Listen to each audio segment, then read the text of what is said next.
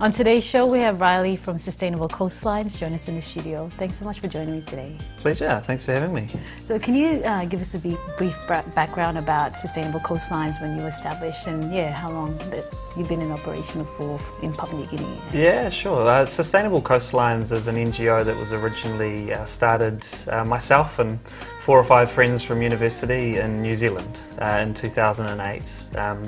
We're all people that just care a lot about our coastlines. We love the ocean, we love the rivers and the streams that flow down to the ocean, and we wanted to look after them.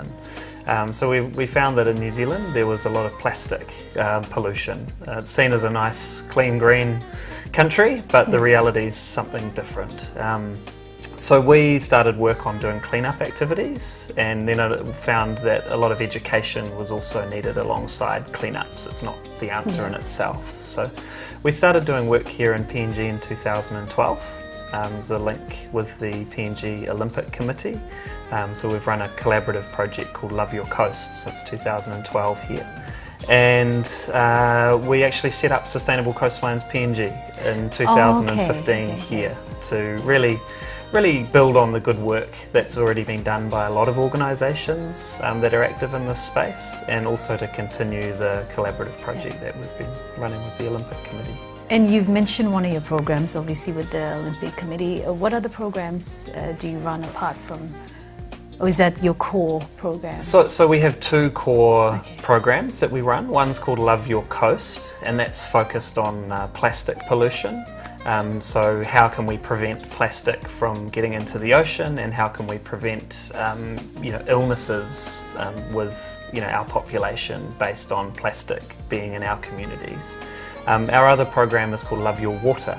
So that's focused on streams and rivers, and again, those are things that affect the coastlines. So looking at freshwater quality particularly. And your messaging is quite different to others, as in you use theatre and art, and maybe you can tell us a bit about. Sure. I guess, when we're looking at how do we want to deliver our message about the impact of plastic on human health, but also on marine life, I guess we just thought back to when we were kids, and what did we enjoy at school? What do we relate to well now as adults in everyday life? And I think we all kind of tune out a little bit when we're in front of a PowerPoint presentation with lots of words, or we have someone that maybe just continues their speech on for a little bit too long. It happens. So I guess we just really tried to think about the reality of people learning and understanding things, and leaving in a positive frame of mind from your messaging. So we do deliver our programs with a lot of sort of more theatrical, art-related, dance-related, music. Things that relate really well to people's And the target story. audience is not just for kids then, it's for the No, whole... I mean, look, when it comes to plastic pollution, I feel that everyone contributes to that. It's not necessarily just children. Children are a great target audience because they're still yet to really establish their values and understand what's right and what's wrong. So they're somewhat malleable. But then we have older people who have been set in their ways and their habits, which are often a little bit more difficult to try and turn their behaviour around. So we believe in working with everyone, and just trying to identify ways that different demographics actually do relate to messaging. Great, and you have an event that's launching this week? That's right. So launching today, actually, Monday the 17th. It's called the Cleaner Moresby campaign. It's an event which is run by Sustainable Coastlines, but the principal partner for the event is NCDC. So it's being run in Port Moresby.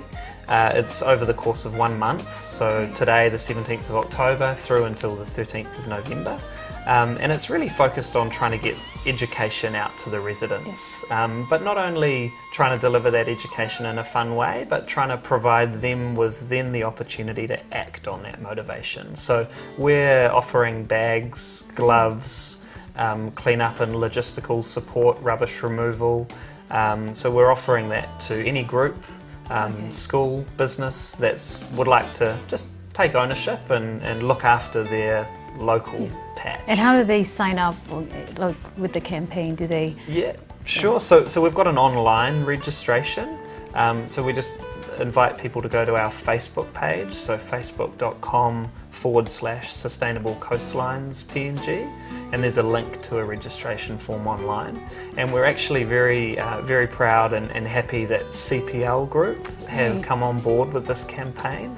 And so as of Wednesday, 2 days' time, we're actually going to have our registration forms in every Stop and Shop store Fantastic. around Moresby. So go to your local Stop and Shop store and pick up one of the registration forms, go back to your community, talk with your groups, identify a time that you'd like us to come in and work with you on helping your community to understand the issues, and then we can also work with you on organising a clean-up activity.